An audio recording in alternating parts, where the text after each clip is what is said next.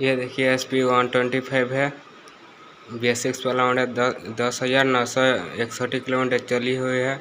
और इसका जो इंजन है बहुत साउंड हो रहा है। इसका हम इंजन नया जो पार्ट लगा वो लगाएंगे, बेरिंग फेरिंग। ये देखिए जब आप सर्विसिंग कर रही है जली को अच्छे से सफा कर देंगे तो अच्छा चलता है गाड़ी।